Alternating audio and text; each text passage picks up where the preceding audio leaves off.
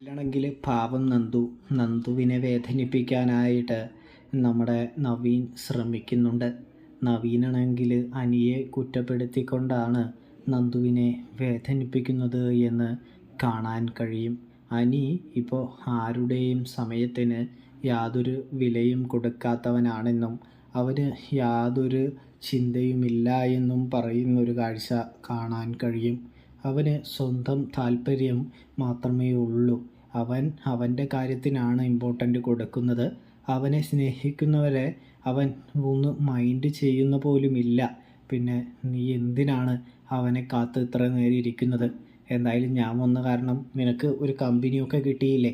അതുകൊണ്ട് തന്നെ കുറച്ച് നേരം നമുക്കിവിടെ ഇരുന്ന് ഭക്ഷണം കഴിച്ച് പിരിയാം. നീ വീട്ടിലേക്ക് പൊക്കോ. അനി എന്തായാലും വരാനായിട്ട് പോകുന്നില്ല എന്ന് പറയുന്നത് കാണാനായിട്ട് സാധിക്കും കൂട്ടുകാരെ, പ്രേക്ഷകർ.